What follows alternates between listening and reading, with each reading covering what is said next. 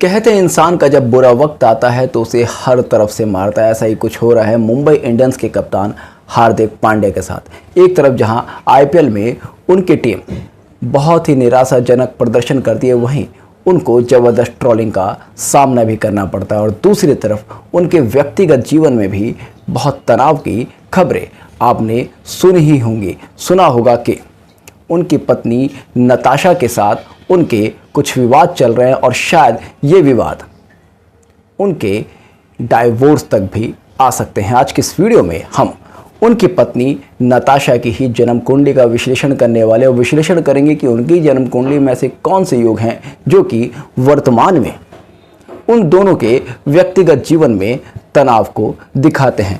नताशा का जन्म 4 मार्च 1992 को हुआ और क्योंकि हमारे पास नताशा के जन्म का सही समय उपलब्ध नहीं है, तो ऐसे में हम भृगुनंदी नाड़ी ज्योतिष के नियम अनुसार जीव लगन के आधार पर उनकी जन्म कुंडली का विश्लेषण करेंगे।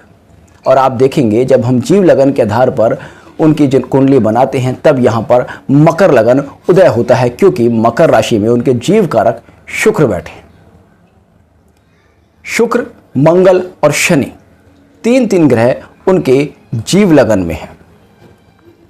सबसे पहले हम उनकी वैवाहिक स्थिति के बारे में जानते हैं। शुक्र से सप्तम भाव उनके वैवाहिक जीवन के सुख का भाव है और आप देखेंगे शुक्र से सप्तम भाव में कर्क राशि आती है, जिसके स्वामी चंद्र अपने से अष्टम में बैठे हैं। सप्तमेश का अपने से अष्टम में जाना यह दिखाता है कि इस स्त्री का वैवाहिक जीवन तनावपूर्ण रहेगा। साथ ही साथ सप्तमेश चंद्र यहाँ पर अमावस्या योग में है और पाप कर्तरी योग में फंसा हुआ है। आप देखेंगे चंद्र 13 डिग्री का है और सूर्य यहाँ पर 19 डिग्री का है। चंद्र यहाँ पर पक्ष बलहीन पूरी तरह से पापी है और चंद्र के व्यय भाव में शनि व मंगल 2 पापी ग्रह बैठे हैं। ऐसे में चंद्र यहाँ पर पूरी तरह से पाप कर्तरी योग में फंस जाता है। अपने से अष्टम जाने के कारण वह पाप कर्तरी योग में सप्तमेश के फंसने के कारण यह स्पष्ट रूप से दिखता है कि यहाँ पर वैवाहिक जीवन में तनाव के योग स्पष्ट रूप से दिखते हैं।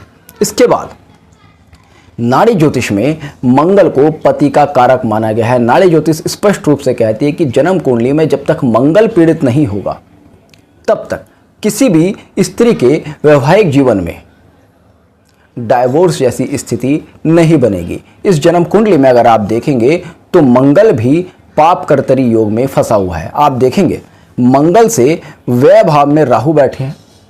मंगल यहाँ पर 17 डिग्री का है और शनि यहाँ पर 19 डिग्री का है। तो जब हम योग बनाते हैं तो आप देखेंगे राहु व्यय भाव में, मंगल 17 डिग्री और शनि 19 डिग्री, तो राहु मंगल शनि का योग बनता है जो कि मंगल की उच्च स्थिति को भी कमजोर कर देता है। और साथ ही साथ आप देखेंगे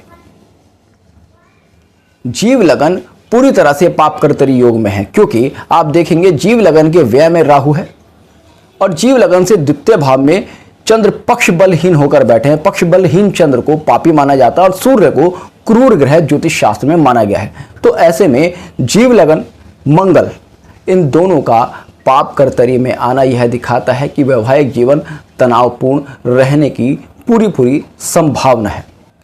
इसके बाद अगर आप वर्तमान में देखेंगे तो जीव लगन से नवम भाव में केतु गोचर कर रहे हैं। अब क्योंकि यहाँ पर मंगल व शुक्र युति में है और इनके त्रिकोण में केतु गोचर कर रहे हैं, तो मंगल शुक्र और केतु का त्रिकोणीय गोचरीय संबंध बनता है। केतु को सेपरेशन का, विवाद का कारक माना गया है। तो यह स्थिति स्पष्ट रूप से दिखाती है कि वर्तमान में जो स्थितियां हैं वो विवाद से परिपूर्ण हैं। अगर हम भविष्य की बात करें तो यह वर्ष 2024 और 2025 के कुछ महीने इनके वैवाहिक जीवन के लिए काफ़ी तनावपूर्ण रहने वाले हैं। अगर हार्दिक पांड्या और नताशा इस समय को बहुत ही समझदारी के साथ निकाल लेते हैं तो भविष्य में संभव है कि स्थितियां सुधर सकती हैं। किंतु वर्तमान में जिस प्रकार से केतु ने जीव लगन से नवम भाव में गोचर प्रभाव दिया है, वह स्थिति स्पष्ट रूप से दिखाती है कि इस समय की स्थिति उनके वैवाहिक जीवन के लिए बिल्कुल भी सामान्य नहीं है। तो होपफुली आपको आज का वीडियो पसंद आया होगा। तो जुड़ेगा इष्ट सूत्र के साथ, मिलते हैं नेक्स्ट वीडियो में। तब तक के लिए जय हिंद, जय भारत।